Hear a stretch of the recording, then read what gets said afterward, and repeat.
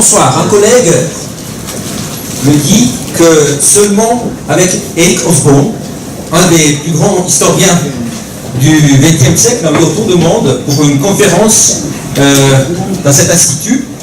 Je ne sais pas, j'étais pas là avec Eric Hobsbawm, mais je suis vraiment ravi de voir autant d'étudiants aujourd'hui et de collègues pour assister à la conférence de Daniel Gaxi. Je pense que parmi vous, il y a pas mal de monde qui connaît, de près ou de loin, les deux ouvrages, surtout celui de droite, ici, Le sens caché, qui a formé des générations d'étudiants en sciences politiques, pas seulement en France, mais aussi à Lausanne. C'est un ouvrage de 1978. Rappelez-vous de cette date. Ce soir, on ne va pas parler de ça. On va parler d'un autre axe de recherche de Daniel Gaxi, qui est un axe de recherche qui date d'avant, donc une passion, disons, du jeune chercheur Daniel Gaxi, qui a publié en 1973 un ouvrage qui s'appelle Les professionnels de la politique, et qui, dans les années 2000, a collaboré à un ouvrage collectif sur les parlements en Europe. Et c'est précisément dans cette ligne et axe de recherche qui va nous entretenir ce soir. Donc, Daniel Gaxi, professeur de sciences politiques émérite par Sorbonne, que je suis très content d'accueillir ici, et qu'on va écouter ces prochaines 45 minutes, grosso modo. Ensuite, il y aura quelques questions de notre collègue Bernard Gaudard, ancien directeur de l'Institut, aussi citoyen de la faculté, qui va en quelque sorte être discutant à partir de la conférence et du texte qu'il a reçu sur ces thématiques, sur les élites politiques. C'est la thématique, c'est les élites politiques, donc une sociologie des élites politiques. Donc je laisse très volontiers la parole. Merci. Merci Oscar. Donc je suis très heureux, très touché, impressionné d'être ici, d'être comparé à Eric Hobsbawm, qui est un très grand historien. Je remercie Oscar pour son invitation. Comme toujours, quand on vient ici, c'est très agréable et très intéressant. Bon, voilà, maintenant on va essayer d'entrer dans le vif du sujet. Donc, Oscar m'a demandé de présenter quelques éléments de réflexion sur les élites politiques, qu'est-ce que c'est, qu'est-ce qu'il faut savoir sur les élites politiques, quelles sont les relations entre les élites politiques et la démocratie. Alors, les élites politiques, qu'est-ce que c'est ? Par ce thème, on désigne des hommes et des femmes qui en charge des questions politiques. Ils peuvent être des députés, des chefs de parti, des ministres, des maires d'une grande ville, des chefs d'un exécutif fédéré, etc. etc. Alors, en français, il y a une expression intéressante, on parlait des hommes politiques. Les élites politiques, ce sont des hommes politiques. Alors c'est intéressant parce que pendant très longtemps, l'idée qu'il puisse y avoir des femmes politiques n'émergeait pas. Il était évident que la politique c'était l'affaire des hommes. Donc c'était des hommes politiques. Premier enseignement intéressant. Et deuxièmement, le mot en français est intéressant parce que ces hommes sont politiques. Il y a des hommes qui sont politiques. Il y a des femmes aussi qui sont politiques. Alors, c'est une allusion à la division du travail politique. Vous voyez ? S'il y a des hommes et des femmes maintenant qui sont politiques, ça veut dire que les autres ne sont pas politiques. Vous voyez ? Ils sont moins politiques. Donc ça indique qu'on a affaire à des acteurs, maintenant des hommes et des femmes, qui sont actifs dans le domaine politique. Ils sont très actifs d'ailleurs parce qu'il y a une tendance historique à l'alourdissement des tâches. C'est-à-dire que les activités politiques sont devenues progressivement des activités lourdes, c'est des activités à temps complet. qui suppose qu'on soit là en permanence. Donc il suppose qu'il y a des permanents. Alors se pose ici le problème de la disponibilité. Si faire de la politique, c'est être disponible en permanence, c'est être permanent, vous voyez, il faut être disponible. C'est ce que Max Weber appelait le problème de la disponibilité économique. Alors, comment ce problème de la disponibilité économique a-t-il été réglé historiquement? Bien, d'abord de manière plutocratique. Plutocratique, c'est-à-dire c'est le pouvoir des riches, pouvoir de la richesse. Donc, historiquement, certains hommes, à cette époque il n'y avait pas de femmes, certains hommes ont pu se consacrer à temps complet à la politique, ou à temps, à l'époque c'était tout à fait complet, mais enfin, parce qu'ils avaient les moyens de subvenir à leurs besoins humains. Ils avaient une fortune personnelle. C'était des notables. Donc l'activité politique a d'abord été monopolisée par des notables. Des propriétaires fonciers, des capitaines de l'industrie, des rentiers, qui n'avaient pas besoin de travailler pour vivre. Et donc qui pouvaient se consacrer à la politique. Donc c'est une forme particulière de gouvernement que Weber appelle l'administration par les notables. Alors ces notables, ils ont été progressivement concurrencés par un autre type d'acteurs, c'est lui de la gauche, donc par exemple le mouvement ouvrier, qui a essayé de lutter contre ce recrutement plutocratique.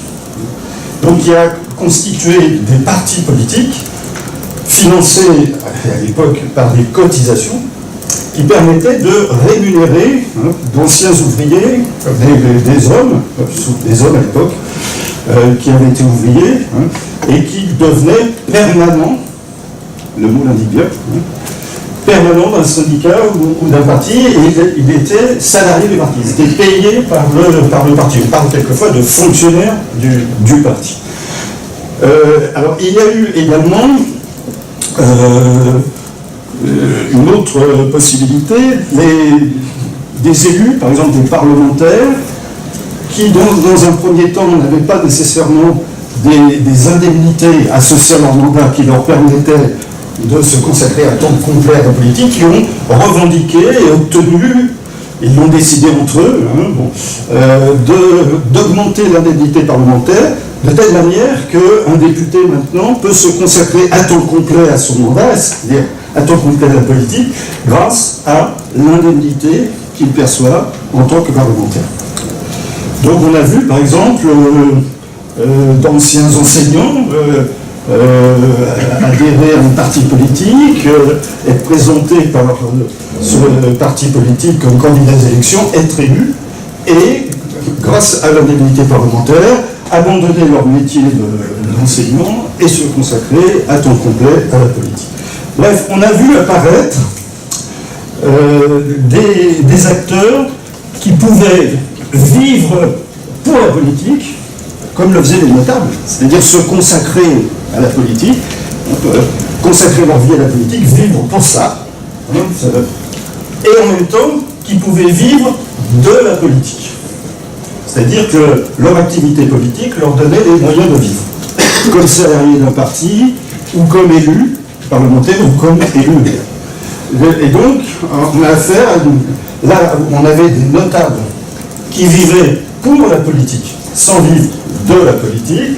On a vu apparaître progressivement, à partir du dernier tiers du XIXe siècle, ça s'est étalé sur plusieurs décennies, on a vu apparaître une nouvelle catégorie d'acteurs qu'on appelle en français, qu'on appelait en français hommes politiques, qu'on appelle maintenant hommes et femmes politiques, et qui pouvaient vivre à la fois pour la politique et de la politique. Alors, donc voilà, ça c'est la plupart des élites politiques actuelles sont des professionnels de la politique dans ce sens-là, qui est, comme vous le savez tous, le sens qui a été proposé par Max Weber. Alors, quand on dit que quelqu'un qui est professionnel de la politique, mais ça n'applique pas un jugement, par exemple, sur la qualité de son activité. C'est un autre sens du mot professionnel. Par exemple, on dit c'est un travail de professionnel, ça veut dire que c'est un travail impeccable, bien fait, etc. Quand on parle de professionnel de la politique à la suite de Weber, on ne présuppose pas nécessairement qu'ils sont très très bons. dans l'exercice de leur activité. On pose simplement qu'ils vivent pour et de la politique. Ce qui a un certain nombre d'implications pour la question de la démocratie. C'est pour ça que c'est important de prendre en compte cette professionnalisation. Alors, cette professionnalisation, elle s'est mise en place historiquement, et elle s'est récemment, elle tente actuellement à se renforcer. C'est-à-dire qu'on, si on veut une image, on va dire qu'on voit apparaître des formes de professionnalisation au carré. Alors, qu'est-ce que je veux dire par là? Bien, comme je disais il y a quelques instants, dans le passé, la professionnalisation politique intervenait dans un second temps. C'est-à-dire qu'on avait affaire à des hommes qui commençaient une activité professionnelle, par exemple comme ouvrier, ou comme enseignant, comme avocat, comme fonctionnaire, et qui, dans un deuxième temps, entraient en politique, investissaient de plus en plus dans leur activité politique et finissaient par se professionnaliser. Par exemple, il y a un ouvrage que vous connaissez peut-être, si vous ne connaissez pas, il est extrêmement intéressant, de Bernard Kudal sur les dirigeants communistes. Alors, les dirigeants communistes, par exemple, les dirigeants communistes français, mais il n'y avait pas que les dirigeants communistes français, étaient souvent d'origine ouvrière. Alors, ils avaient été ouvriers eux-mêmes, personnellement. Souvent pour des périodes très courtes. Quelquefois, c'était 2 ans. Jacques Duclos, je ne sais pas si ça vous dit quelque chose, Jacques Duclos, il avait été ouvrier pâtissier. Alors il disait, je suis ouvrier pâtissier. Il a une flagrante. Il avait été ouvrier pâtissier 2 ans. Et il avait été ouvrier pâtissier. Et après ça, il était devenu permanent, politique, progressé dans la hiérarchie de son parti, devenu un des dirigeants. Alors, la nouveauté, c'est qu'on voit apparaître de plus en plus des hommes et des femmes maintenant qui sont tout de suite professionnalisés, qui n'ont pas d'autre expérience professionnelle, sociale, en dehors de la politique. Alors, comment ça se passe? On a des étudiants des universités, par exemple, qui peuvent dans certains cas commencer une activité militante quand ils sont étudiants, dans un syndicat étudiant, une organisation de jeunesse d'un parti politique, par exemple. Bon, c'est pas obligatoire, mais c'est souvent le cas. Et comme ils sont déjà engagés en politique, eh bien, on fait appel à eux pour devenir membre de l'entourage d'un personnage politique. Assistant parlementaire, membre du cabinet d'un maire. Alors je crois ici il faut dire syndic. Donc membre du cabinet des syndics d'une grande ville, membre du cabinet du président d'un exécutif régional. Voilà. Donc ils sont recrutés, ils ont 24 ans, 25 ans. Donc ils deviennent assistants, conseillers. Bon. Et là, ils sont bien placés par la prochaine élection pour être présentés comme candidats, bien placés éventuellement pour obtenir une bonne place sur la liste, par exemple une position éligible, et ils vont être élus, des petits mandats, éventuellement ils vont continuer à être conseillers avec un petit mandat, et progressivement ils vont s'engager dans une activité politique professionnelle. La différence avec les précédents, c'est qu'ils n'auront jamais eu d'expérience professionnels en dehors du milieu politique. Ils n'auront jamais été pâtissiers, même 2 ans. Ils n'auront jamais été enseignants, fonctionnaires. Voilà. Donc il y a une tendance actuellement au renforcement de la professionnalisation. Alors, peut-être vous dites, mais pourquoi il insiste comme ça sur la professionnalisation? Bon, après tout, alors, pourquoi c'est important? Parce que quand vous consacrez toute votre vie à la politique, depuis plusieurs années, et imaginons par exemple que vous avez commencé par être avocat ou médecin. Bon, vous avez été dans le passé avocat, mais ça fait 10 ans, 12 ans que vous faites de la politique. Vous avez perdu votre clientèle. Vous êtes médecin, vous avez perdu votre clientèle et vous avez perdu aussi votre savoir-faire. Ça fait 10 ans, 12 ans, vous n'exercez plus la médecine. Vous voyez, la reconversion est compliquée. pour des raisons techniques, mais pour des raisons aussi plus générales, c'est-à-dire que souvent les positions politiques, ce sont des positions sociales intéressantes. On a l'impression de pouvoir agir sur le monde, par exemple, de pouvoir changer les choses, de faire l'histoire, vous voyez, donc c'est une position intéressante, bon, ça peut l'être en tous les cas. Bon. C'est une position prestigieuse, vous avez les médias, vous allez quelque part, on se précipite, donc vous avez toutes sortes de bénéfices, de la notoriété, vous voyagez beaucoup, bref, c'est un style de vie extrêmement valorisé. Et du coup, oui, c'est pas facile quand on a perdu les élections de se retrouver un peu à la base, anonyme. C'est un peu comme les stars du football, vous voyez. Il y en a beaucoup qui dépriment quand ils cessent d'être sous les projecteurs, et ça arrive vite pour les stars du football. Il y a un sérieux problème de reconversion. Il y a un problème de reconversion aussi pour les acteurs politiques. Ce qui fait qu'à partir du moment où on est entré en politique, vous voyez, il est difficile d'en sortir. Et donc il va y avoir des stratégies pour essayer d'y rester. Pour toutes sortes de raisons. Pas seulement pour le fait qu'on craint de se retrouver au chômage, etc. Mais c'est difficile d'en sortir parce que dans sa tête, vous voyez, c'est difficile de penser qu'on va refaire autre chose. Donc il y a cette donnée très importante que les professionnels de la politique, pour pas tous, parce qu'il y a un mouvement un peu en sens inverse, c'est-à-dire qu'on commence à voir apparaître des propositions de carrière dans le secteur privé, des grandes entreprises qui sont perçues comme plus avantageuses. Et du coup, il va y avoir des stratégies de sortie du milieu politique pour entrer dans le milieu des affaires, mais je veux dire, c'est un phénomène émergent. C'est un signe d'ailleurs de déclin de la position relative de l'activité politique par rapport aux autres activités sociales, puisque l'activité est émergente, mais en même temps, pour l'instant, relativement limitée encore. Donc voilà, la professionnalisation entraîne, vous voyez, des intérêts à rester dans l'univers politique, et donc des stratégies en ce sens. C'est-à-dire, vous voyez, très important, si on essaie de comprendre les élites politiques, qu'est-ce qu'ils font, par exemple? Est-ce qu'ils défendent les intérêts de leurs électeurs? Déjà, il faut avoir en tête qu'ils sont d'abord préoccupés par leur maintien dans le jeu. Donc s'ils sont élus, par exemple, par leur réélection. Et du même coup, la prise en charge des intérêts des électeurs risque de se faire, vous voyez, dans la logique, et éventuellement dans les limites de leur stratégie individuelle. Donc, une conséquence de la professionnalisation qui a été pointée il y a très longtemps, il y a plus d'un siècle, par Roberto Michels, c'est une tendance à l'inamovibilité, j'ai réussi à le dire, l'inamovibilité des dirigeants de parti et plus généralement des élites politiques. Quand elles sont en place, pas toutes, mais il y a de fortes chances qu'elles restent. Parfois pour des périodes très longues. Alors d'autant plus que, alors du coup, il y a une division du travail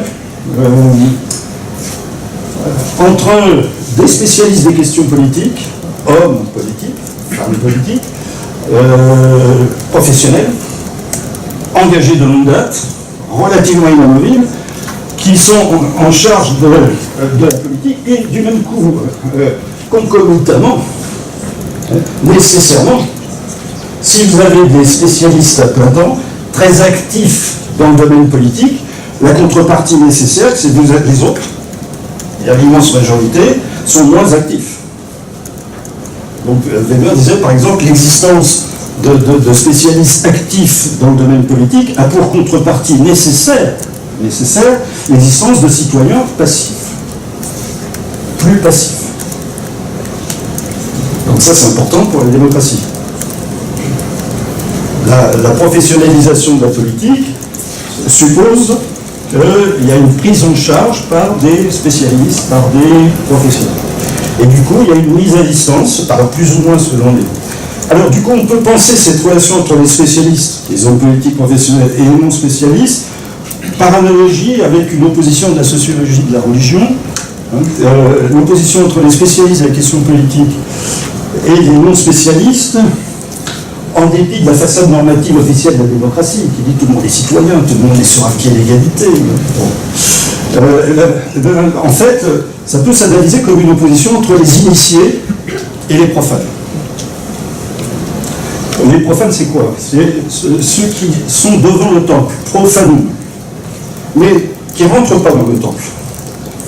Ils sont maintenus à l'extérieur, ils sont profanum.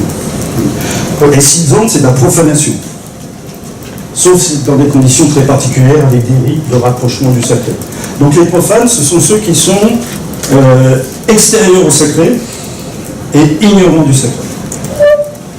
Et les initiés, ce sont ceux qui sont autorisés à manipuler le sacré. Notamment parce qu'ils sont censés connaître le sacré. Ils sont proches du sacré et connaisseurs du sacré. Donc cette analogie, elle est extrêmement intéressante. Elle comporte des limites, parce qu'officiellement, les citoyens ne sont pas des profanes. Officiellement, ils sont censés être des gouvernants, associés au gouvernement, au moment de leur vote, par exemple, ou ici, de leur votation. Donc l'analogie a aussi des limites. Alors, le temps passe vraiment très, très vite, donc il faut que j'accélère. Alors, ces hommes politiques professionnels, ils sont engagés dans l'activité politique de longue date, et du coup, ils sont engagés également dans quelque chose qu'on peut décrire comme une carrière. La professionnalisation politique s'organise à travers une carrière, c'est-à-dire les acteurs politiques occupent successivement des postes de plus en plus importants. Alors, il y en a qui s'arrêtent à un certain niveau, il y en a qui disparaissent. Voilà. L'idée d'une carrière. Par exemple, carrière partisane. On va commencer comme militant de base et puis on va prendre des responsabilités au niveau local, intermédiaire, national. Voilà. Carrière d'élu. Des petits mandats locaux, des mandats intermédiaires plus importants, des grands mandats nationaux. Donc il y a une carrière avec une progression. Alors, autre chose très importante qu'il faut introduire, c'est que du fait de la professionnalisation, du fait de la division du travail, l'activité politique prend la forme d'une entreprise. Alors là encore, on va se référer à Max Weber, qui donne au mot entreprise une signification très particulière. Bon. Pour Weber, une entreprise, c'est une activité continue en finalité. Une entreprise, c'est une activité continue en finalité. Qu'est-ce que ça veut dire? Continue, ça veut dire, c'est pas une fois de temps en temps, c'est en permanence, de manière continue, et en finalité, en vue d'une finalité. Alors, il y a un type particulier d'entreprise, c'est l'entreprise économique.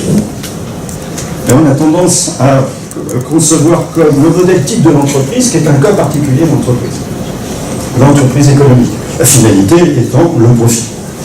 Et vous avez ce que Weber appelle des entreprises hiérocratiques, c'est-à-dire des hommes ou des femmes, alors là c'est plus souvent des hommes, qui essaient de s'imposer comme dispensateurs de biens de salut. Des entreprises à part. Et puis il y a des entreprises politiques, c'est-à-dire une action continue en finalité. Et la finalité, c'est alors officiellement d'accéder au pouvoir, d'exercer le pouvoir. En fait, il y en a beaucoup qui participent à la compétition pour le pouvoir sans avoir aucune chance d'accéder au pouvoir. Des petits partis. Donc en fait, l'entreprise politique, c'est plus une action continue en finalité pour participer à une compétition particulière. Essayer d'améliorer sa position dans la compétition ou de rester dans la compétition. Voilà. Donc, alors pendant très longtemps, donc les hommes et les femmes politiques, on peut les analyser comme des entrepreneurs politiques. Alors, pendant très longtemps, ces entrepreneurs politiques étaient ce que Weber appelle des petits entrepreneurs politiques indépendants. Si on réfléchit au fonctionnement des parlements au XIXe siècle, il faut avoir en tête que les parlementaires sont des petits entrepreneurs politiques indépendants. Et par exemple, des 6 domaines de leur vote. Alors, il y a une évolution, c'est-à-dire que de plus en plus, l'activité politique, elle est collective. C'est-à-dire que les hommes et les femmes politiques agissent dans le cadre de groupes, c'est-à-dire d'entreprises politiques collectives. Alors, ce qui ne veut pas dire qu'il n'y a plus d'entreprises politiques individuelles. Par exemple, il y a des luttes pour les candidats du parti à l'élection présidentielle. Mais ces luttes se déroulent dans un cadre collectif. Les stratégies individuelles se déploient, se déroulent dans un cadre collectif. Donc pour l'essentiel, l'activité politique est devenue collective, et de plus en plus. C'est-à-dire de plus en plus, pour être élu parlementaire, par exemple au maire d'une très grande ville, vous voyez, il faut une forme de soutien, plus ou moins, d'une organisation, d'un parti politique. Par exemple, il faut des investitures. Si vous regardez la composition des parlements, par exemple occidentaux, je les ai votés aux États-Unis. En Europe, par exemple, il y a très peu de parlementaires vraiment indépendants. Il y a encore un petit peu. Certains sont indépendants parce que les grands partis veulent bien les laisser. Donc ils sont faussement indépendants. Donc il y a peu de parlementaires indépendants. Alors, les entreprises politiques, donc action continue en fidélité, ce n'est pas une spécificité des sociétés contemporaines. Par exemple, il y avait des entreprises politiques dans les sociétés de cours. Il y avait des magnifiques travaux là-dessus de Norbert Elias, par exemple. Il y avait des entreprises politiques dans le comité central, le bureau politique du Parti communiste de l'Union soviétique. Bon. Alors, il y a des entreprises politiques dans les systèmes démocratiques, dans les systèmes de démocratie représentative, comme il y en a dans d'autres systèmes. Mais alors à ce moment-là, il va y avoir une spécificité. Une spécificité des démocraties, c'est que la compétition est plus ou moins ouverte sur l'extérieur. Elle est ouverte. Alors pour faire comprendre la différence, par exemple, si on fait la sociologie de la science se produit à travers des compétitions. Féroces parfois, féroces. Pour savoir qui est le premier à avoir fait la découverte. Alors, comment on gagne dans cette compétition scientifique? On gagne en essayant d'obtenir le soutien des pairs. Qui décide qu'un tel est un savant, un grand savant, qui a fait des découvertes importantes. Qui décide que, par exemple, c'est un grand astrophysicien. Un tout petit nombre de gens qui sont capables de lire les travaux. Dans certains cas, c'est une vingtaine de personnes dans le monde qui sont capables de dire c'est de la science, c'est de la vraie science, c'est de la bonne science, c'est de la grande science. Ou bien, c'est une fumisterie. Oui. Donc là, on a affaire à un type de concurrence pour l'autorité scientifique, pour la reconnaissance scientifique, un type de concurrence qui est totalement fermé sur lui-même, quasi totalement fermé sur lui-même. Donc ça, c'est les lois de fonctionnement des champs scientifiques, très peu ouverts sur l'extérieur. Au contraire, les champs politiques, une particularité de la compétition pour les champs politiques, d'autres champs aussi, mais les champs politiques, c'est que pour marquer des points dans le champ politique, pour renforcer sa position, il faut essayer de mobiliser à l'extérieur. Il faut obtenir des soutiens, des électeurs, des gens qui sont interrogés par les entreprises de sondage. Est-ce que vous pensez que les gilets jaunes ont raison ou pas? Ah oui, je pense qu'ils ont raison. Voilà, donc le sondage, vous voyez, ça permet de gagner des soutiens. C'est supposé gagner des soutiens. Les financements. Comme on voit par exemple qu'un candidat possible, potentiel à l'élection présidentielle aux États-Unis est un candidat important, au nombre de millions de dollars qu'il est capable de lever. C'est à ça qu'on veut que ça. Attention, c'est sérieux. Hein. Donc vous voyez, les formes de reconnaissance profane sont multiples, diverses. D'où les enjeux d'ailleurs. Par exemple, le nombre de manifestants. Il y a toujours des luttes, 100 000 selon la police, 300 000 selon les organisateurs. Bon. Pourquoi? Parce qu'il y a un enjeu extrêmement important. L'enjeu important, c'est à quel degré je suis suivi. J'organise une manifestation, est-ce que je suis suivi par 100 000 personnes ou par 300 000? Il vaut mieux que je sois suivi par 300 000 que par 100 000. Voilà. Donc, alors on peut appeler. Donc, vous voyez, qu'est-ce qui fait qu'on est fort dans le jeu politique? Qu'est-ce que c'est que la force au jeu? Qu'est-ce qui permet d'être fort? Eh bien, c'est le nombre de soutiens dont vous êtes censé bénéficier. Pas tant développer tellement les raisons pour lesquelles je dis censé. Bon, on fera, si vous voulez, dans les échanges après. Mais le volume de soutien qui se manifeste de différentes manières dans les votes, dans les sondages, dans les manifestations de rue, dans les financements, dans les réunions publiques. Donc le volume de soutien, c'est ça qui fait qu'on est plus ou moins fort au jeu. C'est ce qui fait par exemple qu'il y a des grands et des petits partis. Des partis établis, des partis marginaux, des fentes et des backbenches, des éléphants, des seconds couteaux. Oui. Donc c'est des inégalités. Alors on peut appeler ça du capital politique. Le capital politique, c'est un capital immatériel, incertain, labile, fragile. C'est le nombre des soutiens, des actes de reconnaissance. Vous êtes censé être capable de mobiliser à un moment donné du temps. Alors, ce qu'il faut savoir, c'est que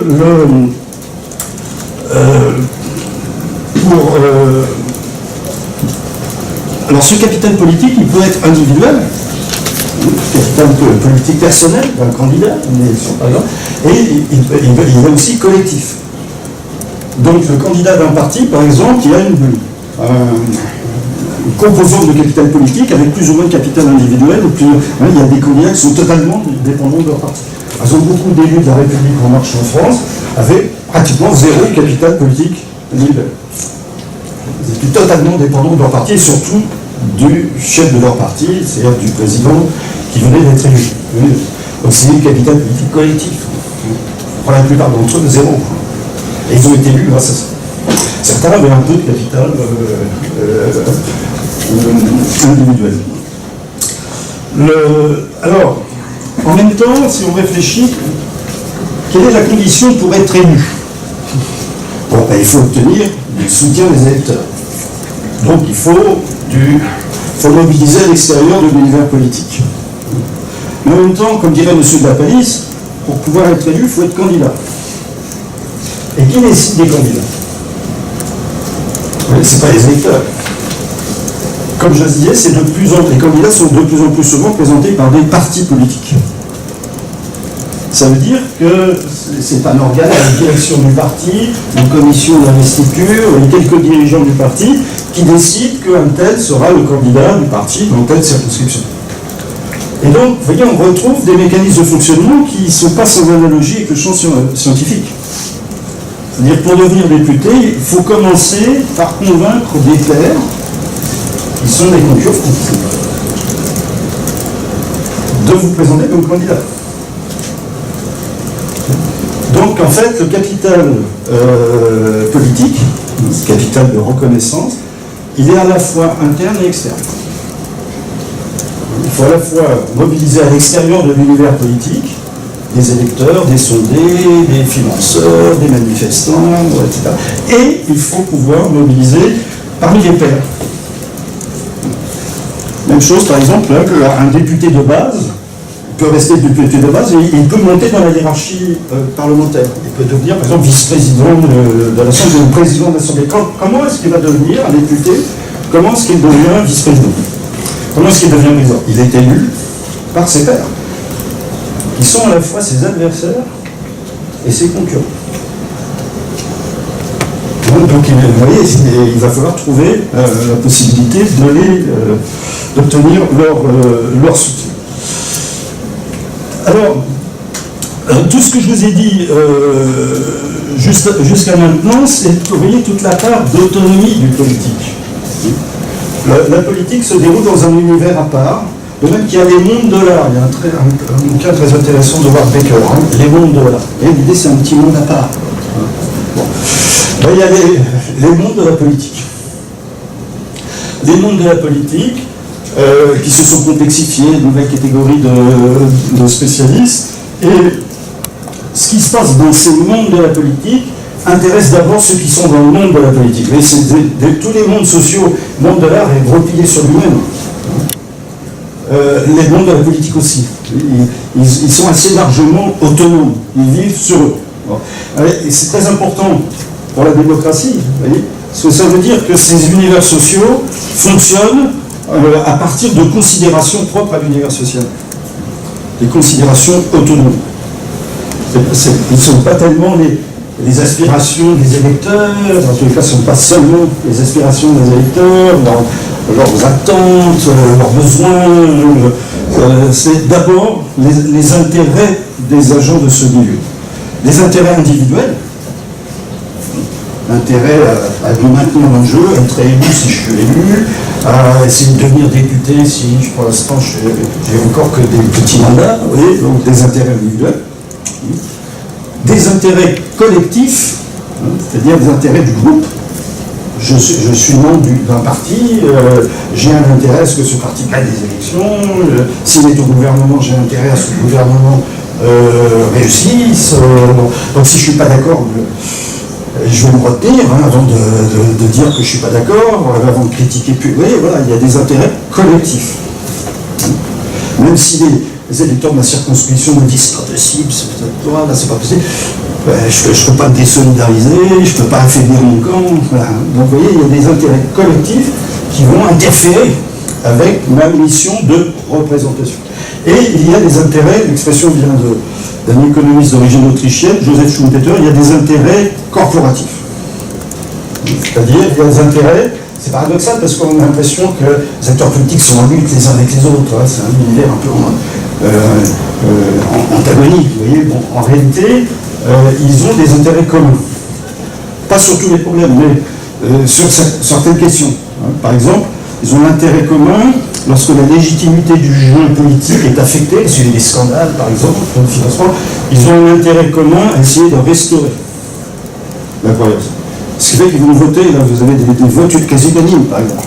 On va introduire, il y a eu des scandales de financement, on va introduire un financement public. Voter à l'unanimité. Pourquoi? Parce qu'il y a des intérêts corporatifs. Alors en même temps, j'aborde maintenant un peu le deuxième point, je vais essayer d'aller vite. Jusqu'à présent, j'ai beaucoup insisté sur l'aspect autonomie d'activité politique, en présentant les différents instruments théoriques pour penser cette autonomie. Alors évidemment, cette autonomie, elle comporte des limites. C'est pour ça qu'on parle d'autonomie relative. Et des limites à l'autonomie. Ce qui veut dire qu'il y a aussi de l'hétéronomie. Autonomie, ça veut dire on obéit à ses propres lois. Autonomos. On a ses propres lois, nomos c'est la loi, et on obéit à ses propres lois. Hétéronomos, ça veut dire des lois qui viennent de l'extérieur. Alors la politique obéit aussi à des considérations extérieures. Bon, il y a un aspect d'hétéronomie, d'hétérodétermination. Il n'y a pas que de l'autonomie. Pourquoi? Eh bien, parce que justement, le poids en politique, la force en politique, dépend de votre capacité à mobiliser, dépend notamment de votre capacité à mobiliser des soutiens extérieurs. Par exemple, des soutiens électoraux ou des soutiens de la rue pour les manifestations. Et donc, il faut réussir à mobiliser. Et il faut réussir à intéresser. Intéresser pour déplacer, rendre mobile, mobiliser. Rendre mobile, déplacer, pour aller voter. Il faut que les gens sortent de chez eux pour aller au bureau de vote. Il faut les déplacer. Donc il faut les intéresser. Même chose pour les faire manifester. Il faut les intéresser pour les déplacer, pour faire en sorte qu'ils viennent dans l'ordre. Voilà. Donc il y a les contraintes d'intéressement pour obtenir des effets de mobilisation, de rendre les gens mobiles. Alors, comment ça se fait? Eh bien, là encore, je vais aller très très vite. Les acteurs politiques offrent des biens. Alors des biens de toute nature, ça peut être des biens individuels, des logements, des emplois, des décorations, des invitations aux vœux du syndic, je ne sais pas si on fait ça ici, voilà, toutes sortes de gratifications individuelles, bon, mais aussi des biens collectifs. Alors des biens collectifs matériels, par exemple, je me bats pour que le TGV passe par ma commune, et qu'il y ait un arrêt de TGV dans ma commune. C'est un bien collectif.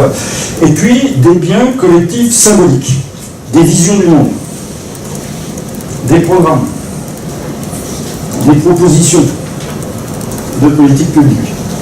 Donc vous voyez, il y a une offre de biens, c'est un très complexe, variable selon le type d'élection, le type de parti, selon les périodes, plein de paramètres.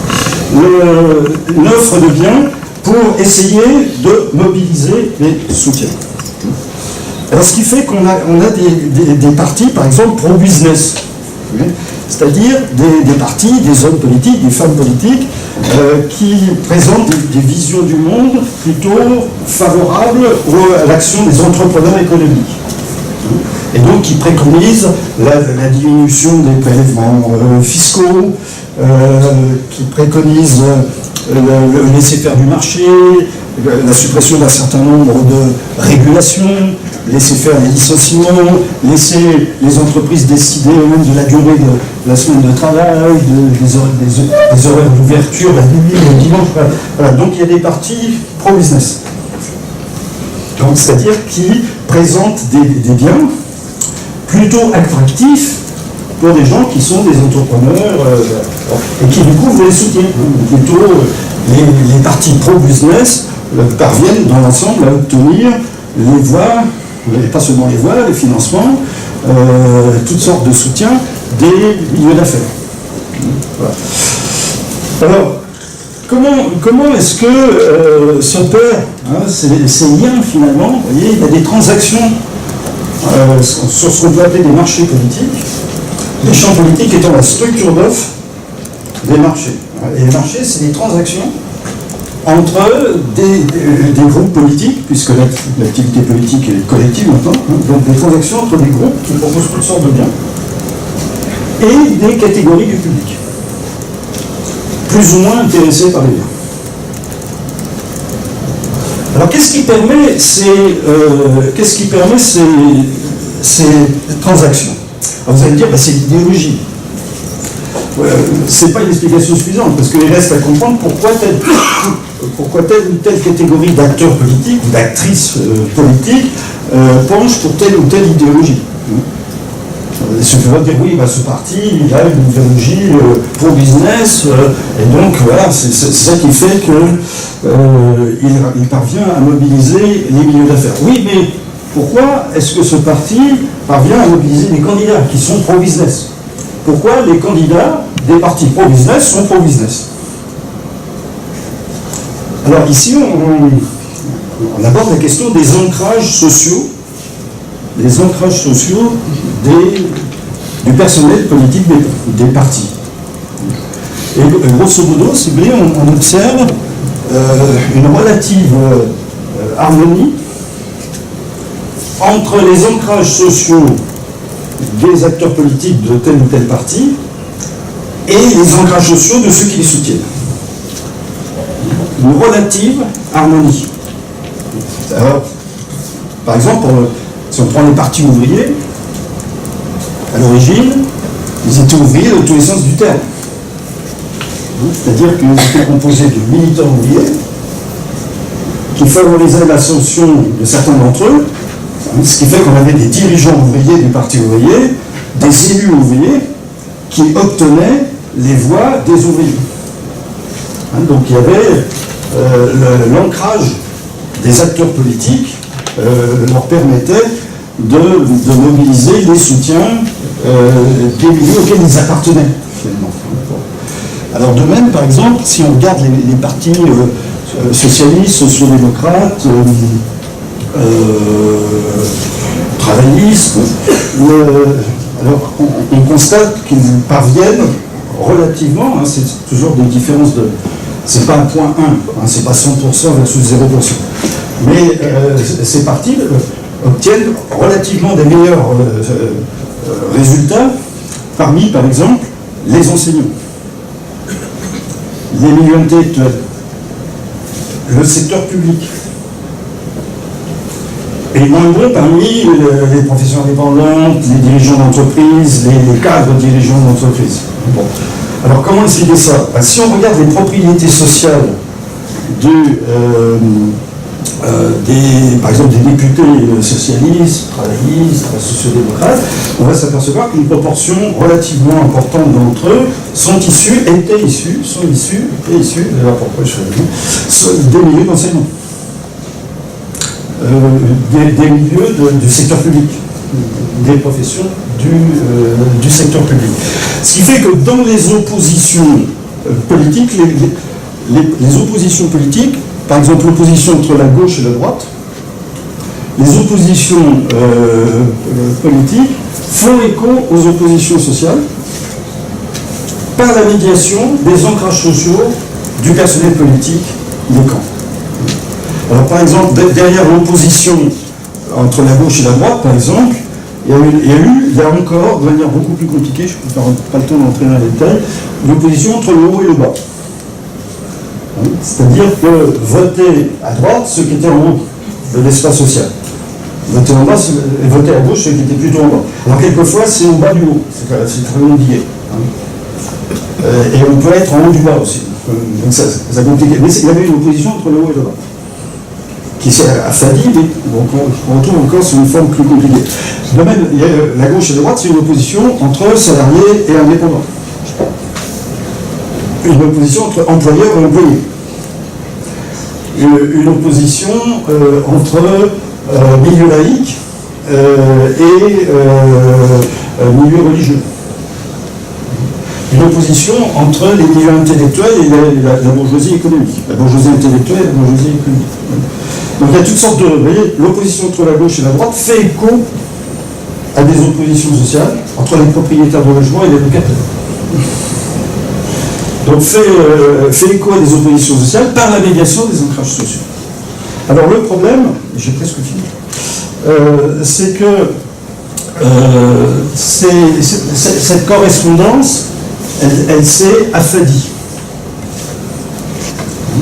Pour plusieurs raisons, que je vais énumérer pour terminer. Alors, une première raison, c'est qu'il y a une tendance à l'élévation du niveau d'éducation formelle, enfin du niveau scolaire, si vous voulez, du personnel politique. Et il y a eu dans le passé des partis qui, on va dire ça comme ça pour aller vite, appliquaient des politiques de discrimination positive. C'est-à-dire favoriser délibérément l'ascension politique, et par exemple l'élection au Parlement, de militants qui n'avaient pas de formation scolaire officielle, qui n'avaient pas fait d'études universitaires. Souvent, il y avait un système scolaire interne au parti, des écoles de parti, une sorte de substitut de la formation scolaire officielle qu'ils n'avaient pas eu. Les dirigeants envoyés pendant très longtemps avaient une scolarité officielle très courte, ils avaient un CEP, un CAP, donc ça arrêtait vers 14 ans. Et bien ils avaient eu une formation à l'intérieur de leur parti ou de leur syndicat. Voilà. Alors ça a quasi disparu. C'est-à-dire actuellement, quand on regarde les parlements occidentaux, vous avez au moins 80%, et souvent c'est plus, de personnes qui ont fait des études universitaires. De niveau, bac 3, 4, 5, qui ont des masters. Alors la conséquence de ça, vous voyez, tout se passe comme si, finalement, une condition tacite d'accès aux positions de pouvoir politique, c'est la possession de capital culturel certifié. Capital culturel certifié par le système scolaire. Alors la conséquence de ça, c'est que vous avez au moins 80, la plupart du temps c'est plutôt vers 90% des parlementaires qui appartiennent ou qui sont issus de catégories qui représentent moins de 20% de la population. Donc là, vous voyez, on retrouve la démocratie et les limites de la démocratie. Et vous avez à peu près la moitié de la population qui n'est pas du tout représentée au sens où il y aurait des députés issus de ces rangs au sein du Parlement. Donc ça, c'est une limite sérieuse, la démocratie. Vous savez, en ce moment, il y a une crise en France. Je ne sais pas si vous vous en rendez compte, c'est une crise très grave. Pourquoi ? Parce que ça fait des années que dans des personnes en situation de précarité, au chômage, au travail à temps partiel, ou au travail à temps complet avec des salaires extrêmement faibles, ça fait des années qu'on leur impose des charges supplémentaires. Et ça fait des années qu'ils ne pouvaient plus. Et comme tout le monde disait, ça va péter, ça va exploser, ça explose. Alors, et pourquoi ? Parce qu'il n'y a plus de partis qui sont en lien avec ces milieux.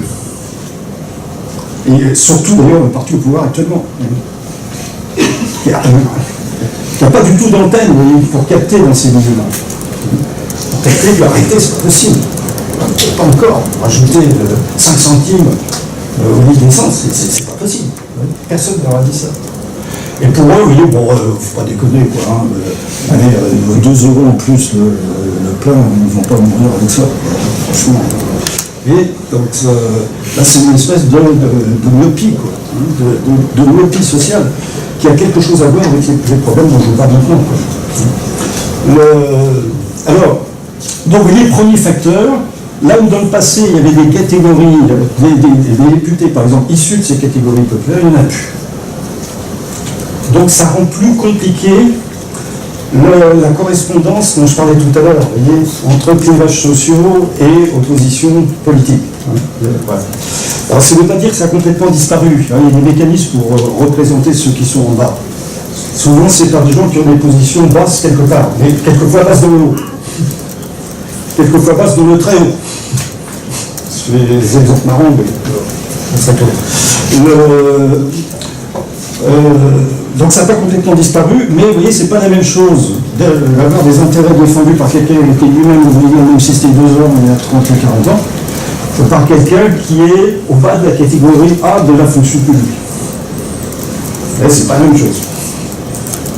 Même si celui qui est au bas de la catégorie A de la fonction publique, donc qui est au bas du haut, va avoir plein d'empathie avec ceux qui souffrent, enfin, ceux qui sont dans la difficulté. Alors, deuxième élément qui vient expliquer le relâchement des liens, c'est la professionnalisation.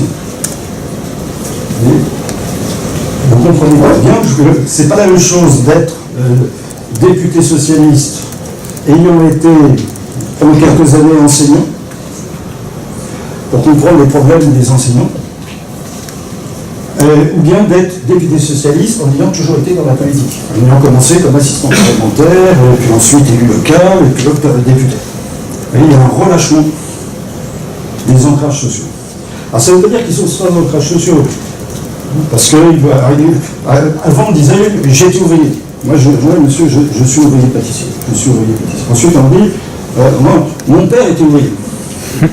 Et on commence à voir, j'avais un grand-père. Vous rigolez, mais je ne plaisante pas. Emmanuel Macron dit, mon grand-père était cheminot.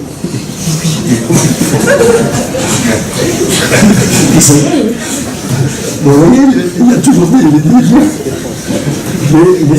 liens se distants quand même. Hein. C'est pas la même chose d'avoir été cheminot et d'avoir un grand-père cheminot. Bon. Alors, troisième élément de relâchement des liens, c'est que, alors j'ai pas eu le temps de développer ça, je suis déjà trop long, Oscar s'inquiète.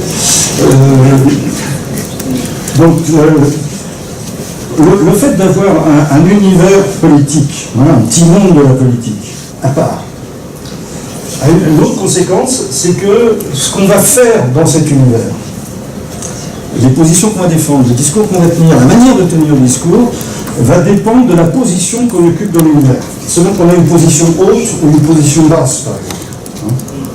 On ne va pas tenir la même chose, même dans le même parti. Selon qu'on a un dirigeant de parti ou un militant de base.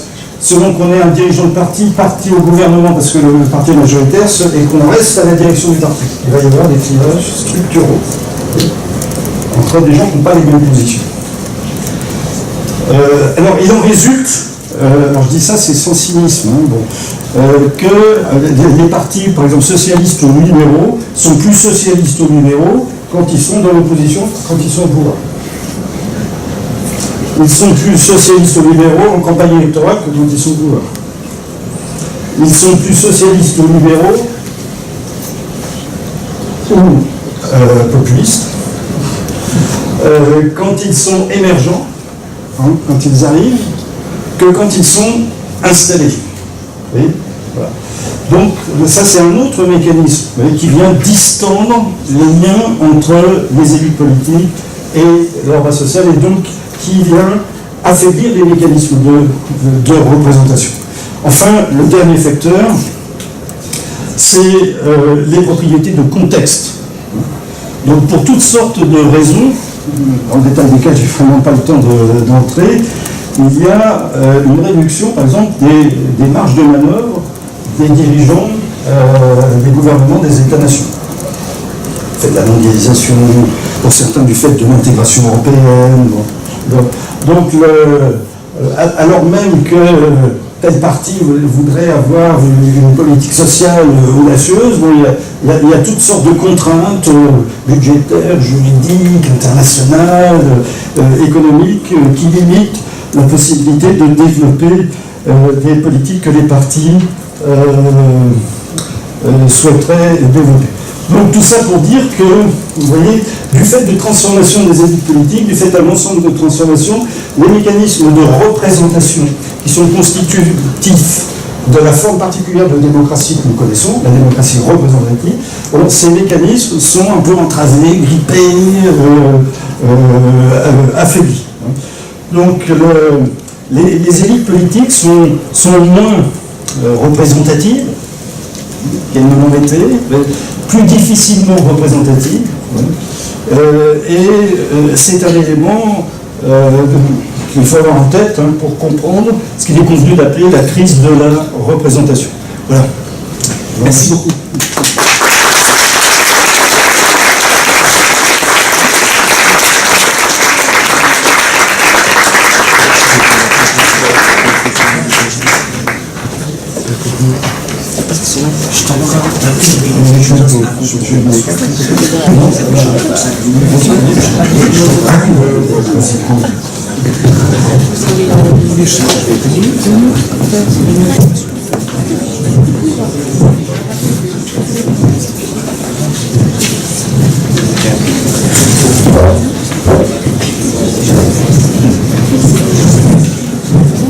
Voilà, merci Daniel.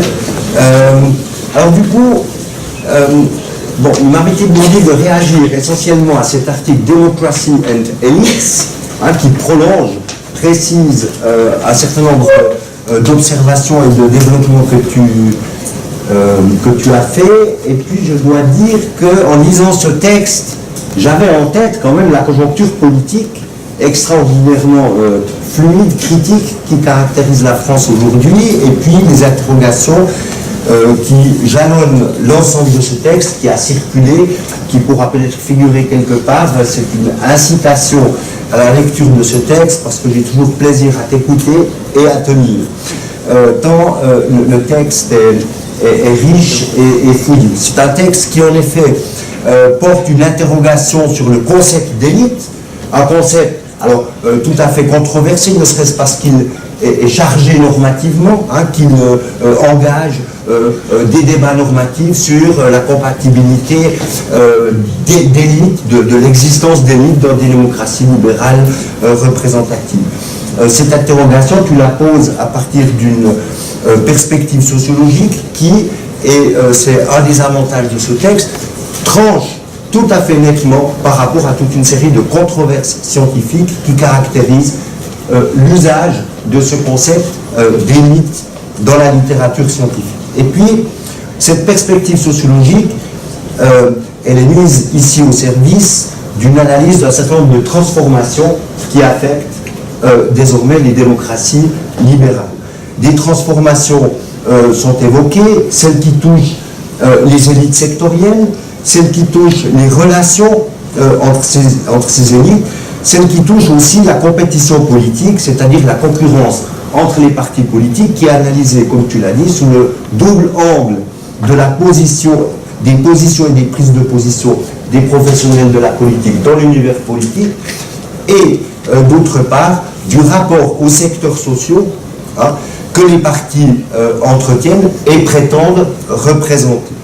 Bon.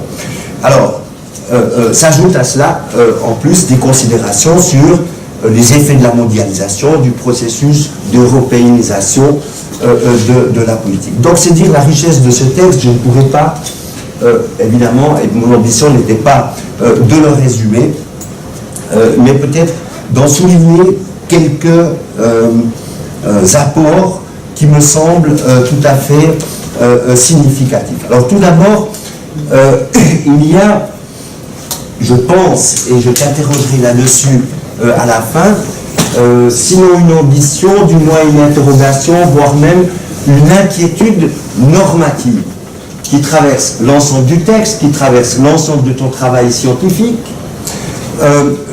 une dimension sur laquelle je reviendrai peut-être tout à l'heure, mais que tu mets à distance d'emblée, hein, sachant que les approches du phénomène élitiste nourrissent tantôt, disons, comment dire, des positions qui sont, disons, positives à l'égard du phénomène. En tout cas, le phénomène est considéré comme inévitable, un moindre mal, voire même un phénomène qui doit être justifié pour le bien commun, hein, autant que le pouvoir politique soit exercé par des gens compétents, des gens qui ont la possibilité effectivement de prendre des décisions, etc. etc.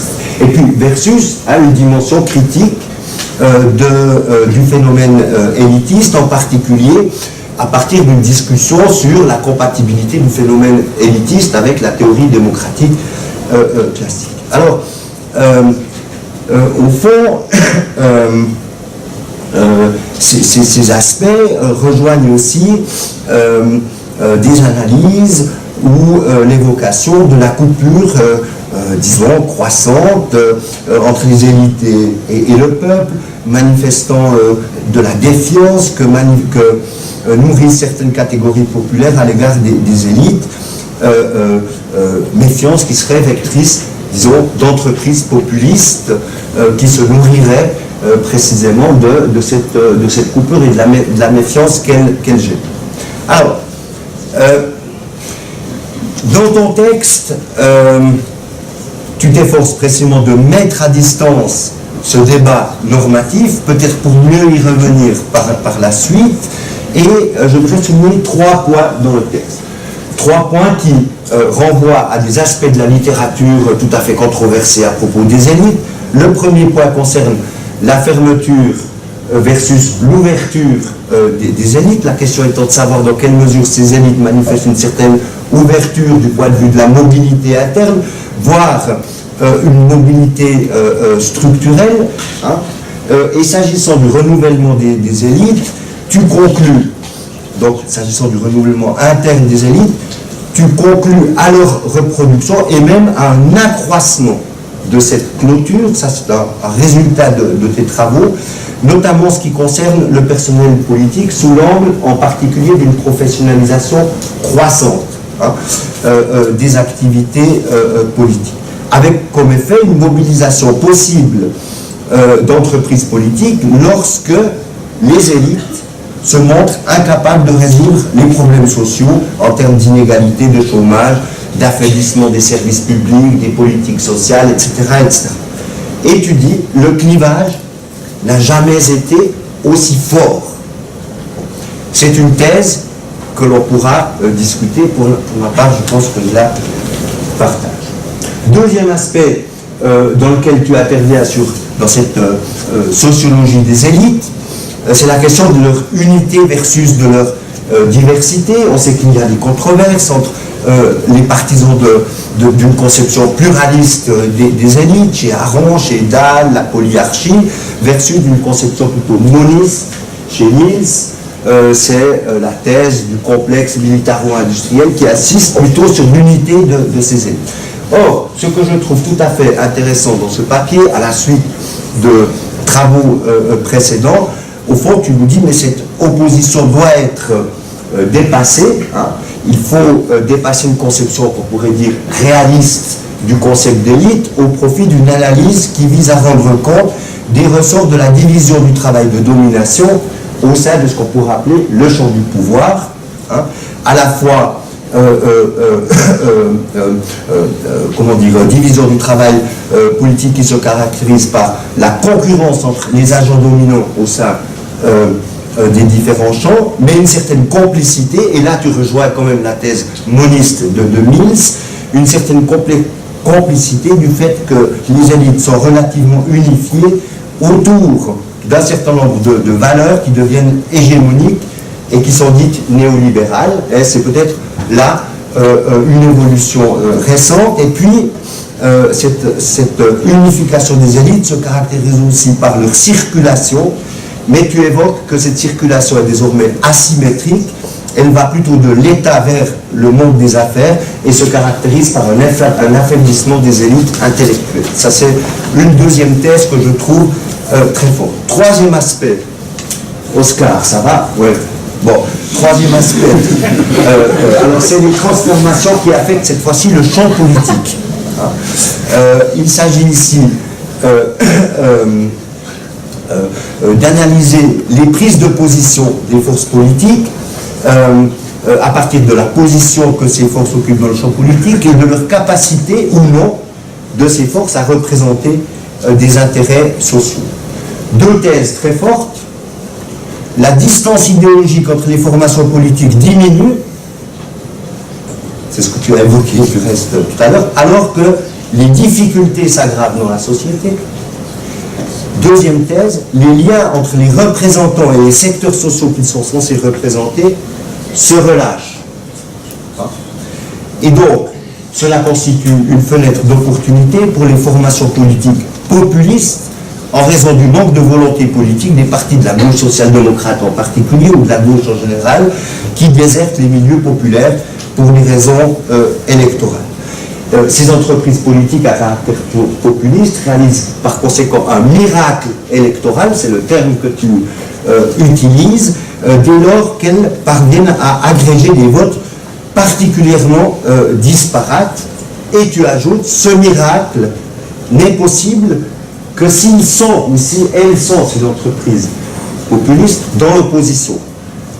A contrario peut-être, c'est une question que je te pose, elles assumeraient des fonctions de pouvoir que le miracle ne serait plus possible.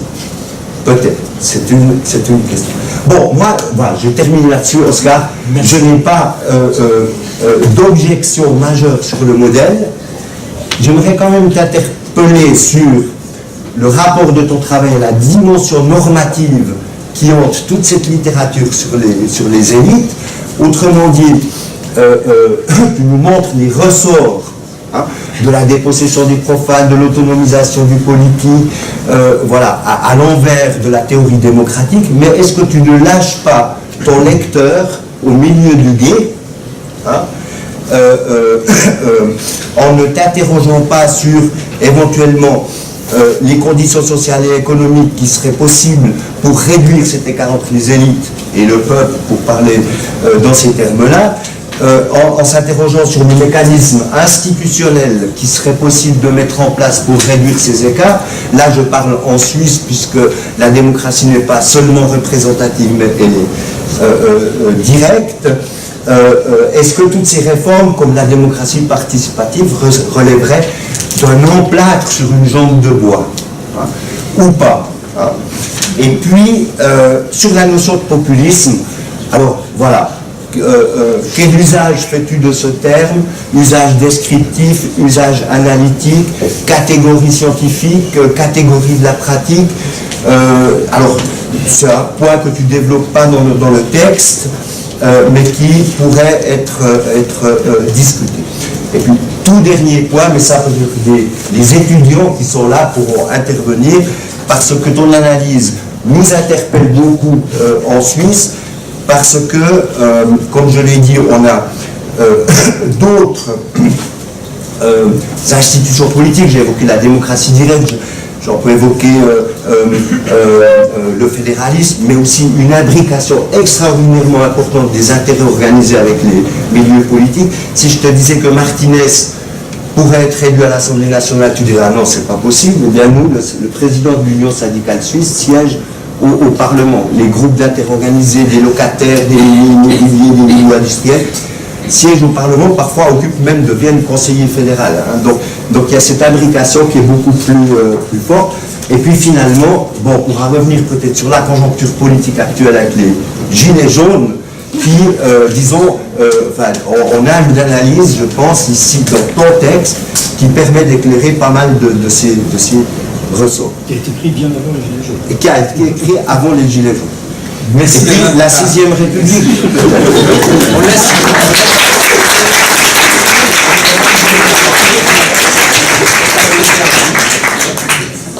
on me demande d'être bref.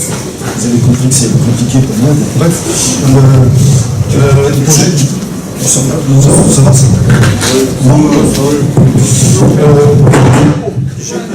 J'ai pas grand chose à répondre à Bernard parce que finalement il y a eu beaucoup de critiques. Alors quand on dit que la distance idéologique entre les partis a diminué, ça veut dire la distance idéologique entre les partis établis. Parce que la distance idéologique entre les partis, elle est toujours très importante. Mais c'est une distance idéologique entre les petits partis marginaux, éventuellement pas représentés dans les instances parlementaires, ou faiblement représentés, et les partis établis. Donc là, il y a toujours une distance idéologique. Par contre, il me semble qu'on peut soutenir l'hypothèse que la distance idéologique entre les grands partis qui alternent le pouvoir, cette distance, elle sert pour toutes sortes de raisons. Alors elle s'est réduite, donc ce qui produit des effets, des effets de découragement. Moi j'ai beaucoup travaillé sur cette question, la question de la défiance politique. Et pour comprendre les raisons de la défiance politique, il suffit d'écouter les gens. Parce qu'ils vont passer en revue un nombre incalculable à leurs yeux, de raisons qui les incitent à la défiance par rapport aux politiques. Par exemple, je ne sais pas si ça veut dire quelque chose, mais plus de 40 ans après, on vous sort les diamants Bokassa. Alors, les diamants Bokassa, probablement ça vous dit rien, c'est le président de la République de l'époque, Valéry Giscard d'Estaing, allait chasser, c'est un grand chasseur. Et donc il allait chasser en Afrique, il chassait le gros gibier. Il était devenu copain avec le maréchal Bokassa. Et le maréchal Bokassa lui donnait des diamants. Donc ça finit par se savoir, ça a fait un scandale. Donc c'est 40 ans. Et vous avez des gens qui disent, regardez, ces politiques là, ils s'en mettent plein la poche, regardez les diamants de Bokassa. Vous voyez, 40 ans, ils vous sortent encore ça. Donc un très grand nombre de raisons. L'affaire du sang contaminé, et notamment, ils vous disent, mais la gauche, la droite, c'est pareil, il n'y a plus de différence entre la gauche et la droite. Donc, cette réduction de la distance idéologique entre les grands partis de gouvernement, elle contribue, c'est un facteur parmi beaucoup d'autres, c'est un facteur qui vient souvent, qui contribue à un sentiment de défiance. Que ce soit la gauche, la droite, de toute façon, c'est pareil, ça ne change rien pour moi. Mon salaire, il n'a pas augmenté. Ma femme, elle est au chômage, elle est toujours au chômage. Ça règle pas les problèmes. Alors, ça a produit des effets d'éloignement. Alors, là aussi, l'éloignement de la politique, alors spécialement dans les milieux populaires, procède de toutes sortes de facteurs, notamment celui-là. Le sentiment que ce soit la gauche, la droite, ça change rien. Et aussi le déclin de l'encadrement des milieux populaires par le mouvement ouvrier. Quand j'ai commencé à travailler sur ces questions, ça fait très longtemps, pas trop quand on montre ça va prendre un coup de vieux. Alors, par exemple, je m'intéresse toujours à la question de l'abstentionnisme électoral. Et quand j'ai commencé à travailler sur ces questions, je disposais de sources statistiques qui montraient que, par exemple, aux États-Unis, vous avez toujours une relation très très forte entre la participation électorale et des indicateurs de niveau social. Vous allez sur Internet à Census Bureau, vous allez voir les statistiques impressionnantes. La probabilité de voter augmente avec le revenu dans des proportions considérables. Bien que le revenu ne soit pas une variable efficace. Alors quand j'ai commencé à travailler sur cette question, donc, aux États-Unis, il y avait une relation statistique très très forte entre la participation électorale et des variables sociales. Et en France, il y avait une relation qui est très faible. C'est-à-dire qu'on avait une courbe légèrement montante comme ça, mais alors qu'aux États-Unis, c'est comme ça. Vous voyez, on avait une courbe légèrement positive, mais avec des très faibles. Maintenant, comment c'est en France, c'est comme ça. C'est-à-dire que dans les milieux populaires, vous voyez, il y a eu une élection partielle dans une ville de banlieue très populaire il y a dimanche dernier, je crois, il y a eu 17% de participation. 17% de participation. Alors, ça veut dire quoi? Vous voyez, les milieux populaires qui étaient mobilisés, notamment à gauche. Il y avait des partis ouvriers. Maintenant, le premier parti ouvrier, c'est les abstentionnistes. Alors, il y a un instrument statistique très fruste, très grossier, je ne sais pas si on en a parlé, c'est ce qu'on appelle l'indice d'Alford. Alors, l'indice d'Alford, c'est quoi? Alford, c'est un politiste britannique qui calculait le pourcentage de voix ouvrières pour le Labour moins le pourcentage de voix de col blanc pour le Labour. Après la Deuxième Guerre mondiale, l'indice d'Alford, c'est proche de 100. Proche de 100, ça veut dire que presque tous les ouvriers votent Labour. Il n'y a pratiquement pas de col blanc qui vote Labour.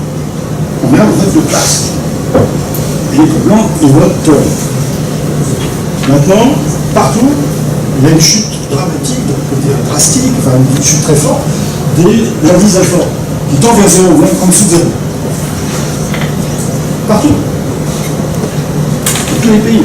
Donc ça veut dire quoi? Ça veut dire que les partis ouvriers, communistes, socialistes, sociodémocrates, travaillistes, ont perdu leur base populaire.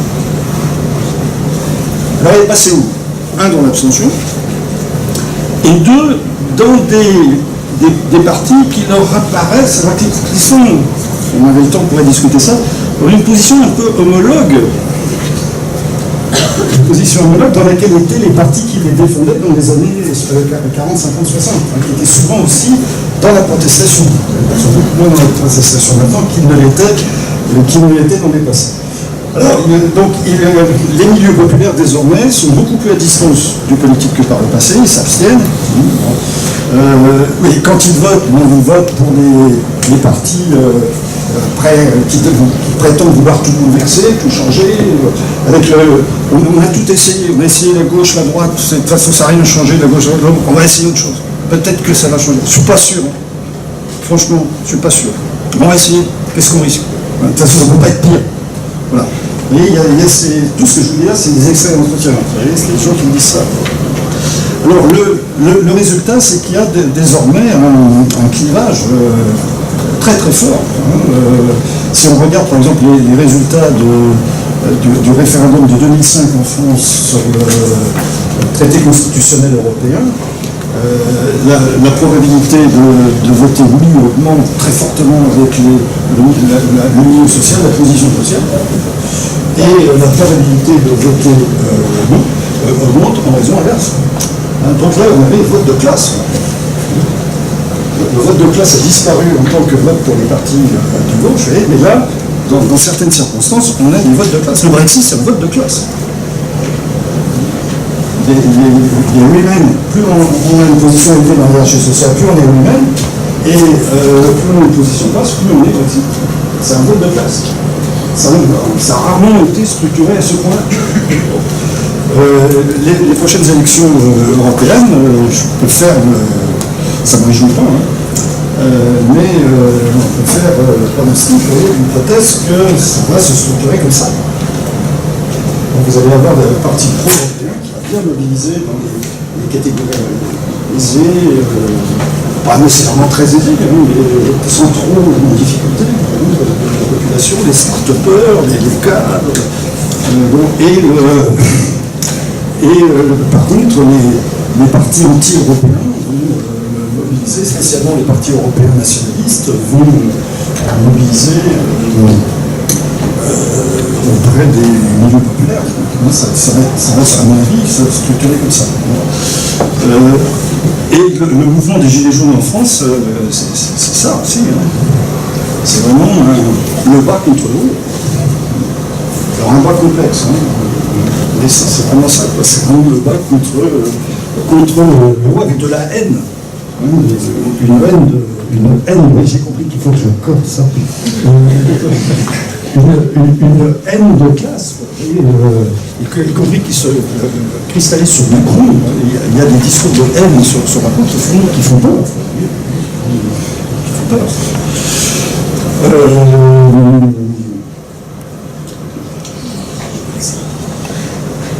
Alors le populisme, peut-être que ça... alors une longue discussion avec Oscar aujourd'hui sur le populisme. J'ai repris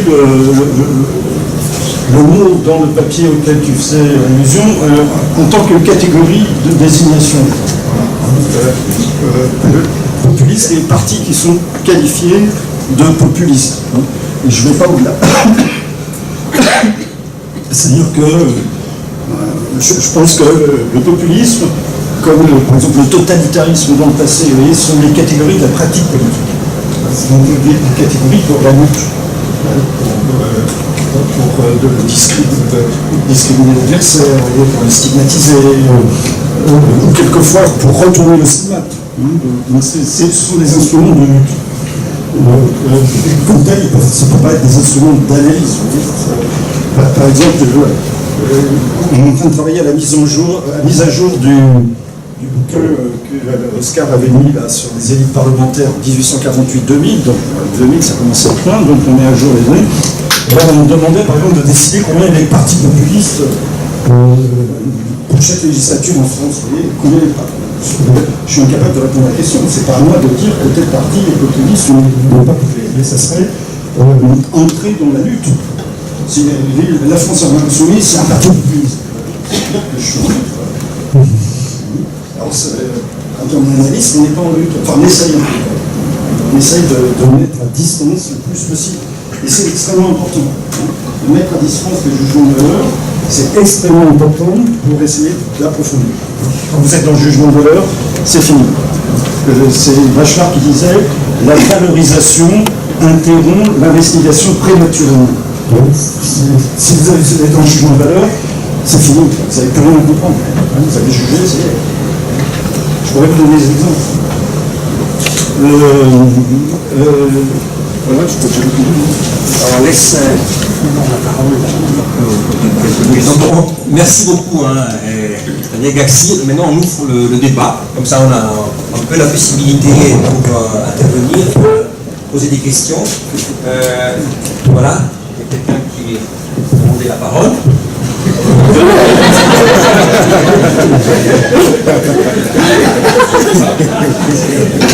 Tout d'abord, merci pour votre intervention qui a été extrêmement riche et qui nous éclaire sur les problèmes actuels un peu de la démocratie, en tout cas de nos démocraties libérales ici en Europe.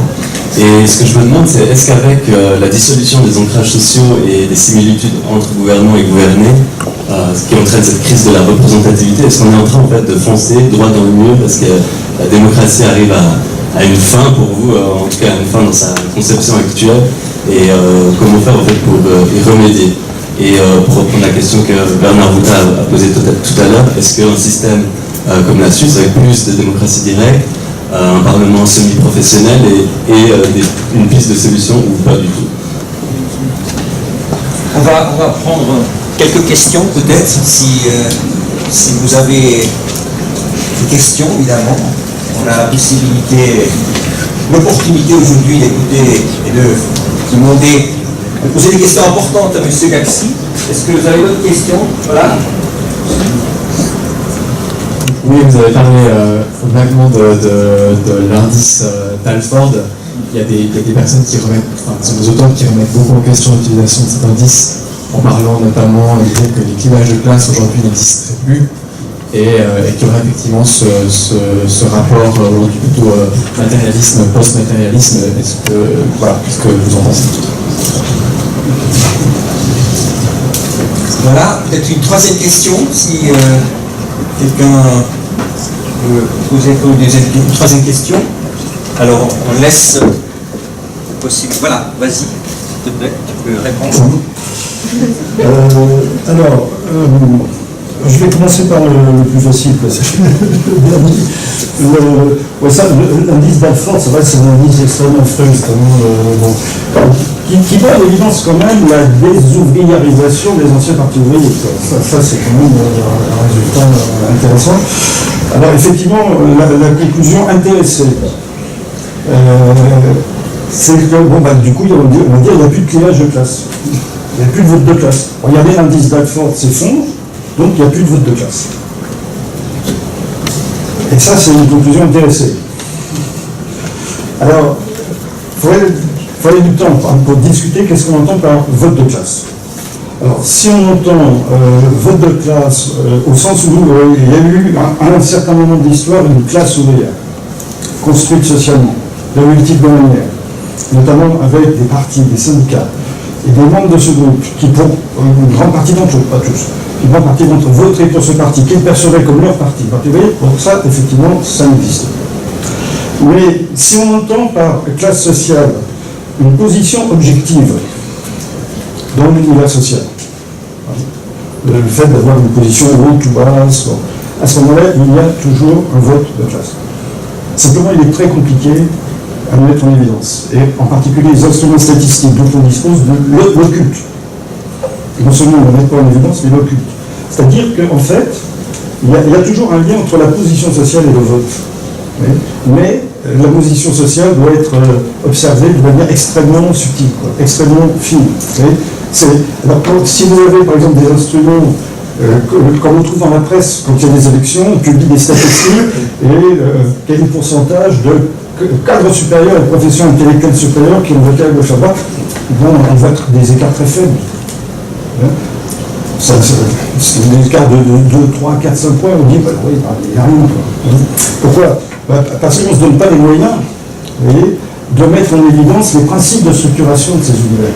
Par exemple, l'opposition entre privé et public. Alors déjà, si vous introduisez la distinction privé et public, vous commencez à voir un peu plus. Vous voyez, vous commencez à avoir des écarts qui... la probabilité de voter à gauche quand on est cadre supérieur public, c'est différent quand on est cadre supérieur privé. Voilà. Bon.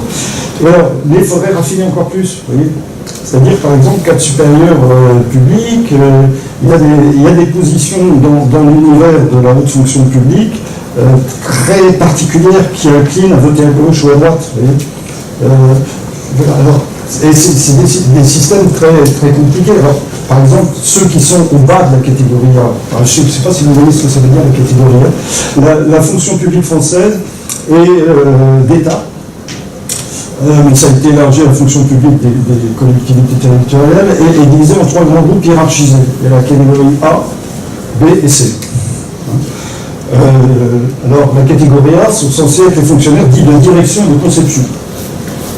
C'est les mieux payés, ils ne sont pas toujours très bien payés, c'est les plus diplômés, les plus reconnus, et puis B c'est les positions intermédiaires, puis C c'est les positions les plus basses, c'est les positions d'employés. Alors, en fait, toutes ces catégories, par exemple la catégorie A, elle est hiérarchisée. En fait, c'est un espace. La catégorie A, c'est un espace qui est structuré selon plusieurs principes, selon plusieurs dimensions. Par exemple, il y a une position hiérarchique, je suis en train de dire. Il y a ceux qui sont tout en haut du A. Alors ceux-là, dans l'ensemble, ils votent à droite, sauf que je suis là. Et puis il y a ceux qui sont au bas du A, c'est-à-dire au bas du haut. Alors ceux-là, ils ont des probabilités beaucoup plus élevées de voter à gauche. Mais il y a d'autres dimensions. Par exemple, il y a une opposition à l'intérieur de l'État entre ce que Bourdieu appelait la main gauche de l'État et la main droite de l'État. Vous voyez, donc la main droite de l'État, c'est le secteur répressif, et c'est le secteur économique. Bon. Et puis la main gauche, c'est le secteur social, c'est le secteur culturel. Bon, à position hiérarchique égale, selon que vous êtes du côté droit ou du côté gauche, vous avez plus de chances de voter à droite ou à gauche. Ça marche bien. Voilà. Et alors, on a des systèmes de poupées gigantesques, ça, vous voyez, comme des poupées russes. Vous voyez. Alors, par exemple, vous pouvez avoir même des gens qui sont très hauts. Par exemple, les grands corps de l'État en France, les sorties de l'ENA, les grands corps de l'État. Là, c'est le top du top du top. Bon. Là, il y a une opposition entre le Conseil d'État et l'inspection des finances. Et vous avez plus de chances, alors ça ne veut pas dire qu'ils sont 100% à gauche, mais vous avez plus de chances d'avoir des conseillers d'État à gauche et beaucoup plus de chances, parce que alors là, ça marche encore mieux, d'avoir des inspecteurs de finances à droite. Emmanuel Macron est inspecteur de finances. Il y avait la deuxième question. Oui, mais la deuxième question est trop difficile. Alors, la deuxième, la démocratie directe. J'ai écrit un bouquin qui s'appelle Le sens caché. Avec l'hypothèse que dans nos sociétés officiellement démocratiques, vous voyez, il y a des mécanismes qui ne sont pas sans analogie, bon, c'est un peu pour frapper l'imagination, mais ne sont pas sans analogie avec les mécanismes censitaires du 19e siècle. Le mécanisme censitaire, c'est-à-dire que tout le monde ne pouvait pas voter. Pour pouvoir voter, bon, il fallait un certain niveau de fortune qui se manifestait au fait qu'on payait des impôts. Voilà. Donc, le vrai mécanisme d'élimination. Alors, il y a toujours des mécanismes d'élimination, qui sont des mécanismes d'auto-élimination.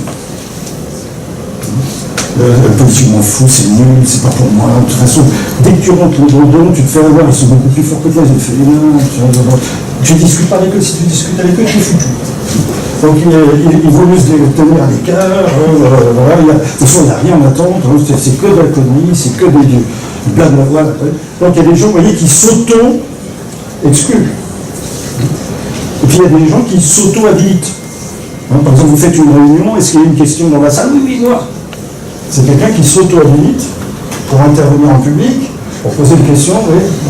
Donc il y a plein de petits mécanismes comme ça, vous voyez, d'auto-habilitation et d'auto-déshabilitation.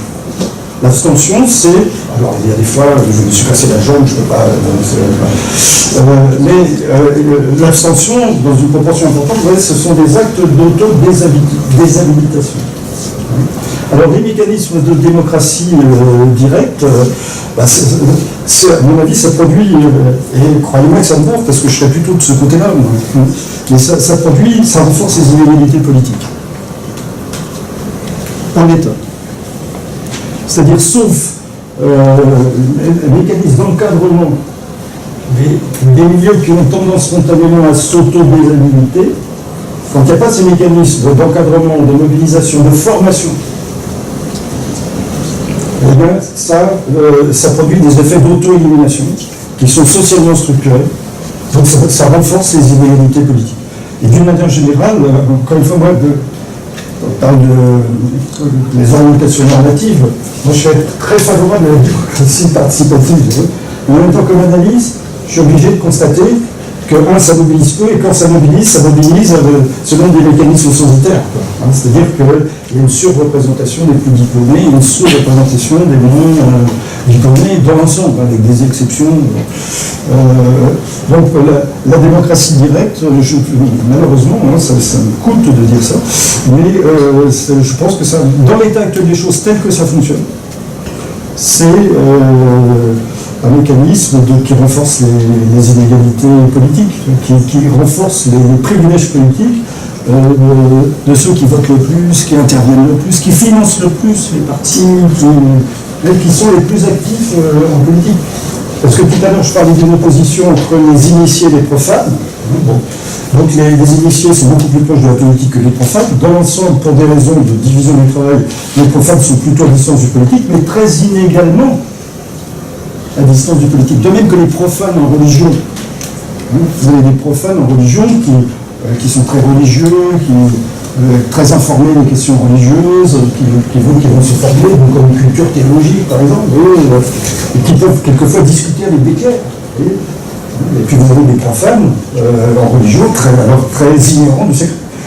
Donc les profanes en religion sont à distance de la religion, profanum, ils ne rentrent pas dans le temple, ils restent à l'extérieur du temple, ils sont ignorants de sacré, relativement aux initiés, mais inégalement ignorants de sacré.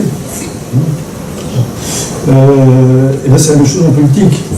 C'est-à-dire que les profanes sont plus à distance de la politique que les initiés, que les acteurs politiques, que les femmes et les hommes politiques sont plus à distance du politique, moins informés, mais très inégalement informés. Il y en a qui sont très informés, notamment les Stasa. Donc, alors, en fait, ce qu'il faudrait inventer, c'est un système par exemple, les partis politiques qui avaient un effort de formation des militants dans le passé, y compris un effort de formation des militants dans les villes populaires, qui n'avaient pas fait d'études, qui mettaient en place un système d'école, ça a disparu. Donc, voilà, c'est quelque chose. S'il faut s'attaquer à quelque chose, il faudrait s'attaquer à ça, quoi.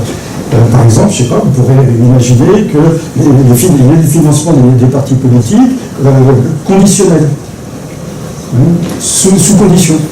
Par exemple, vous voulez mettre en place un système de formation de vos militants, d'accord, vous demandez 5 millions d'euros, vous les donnez.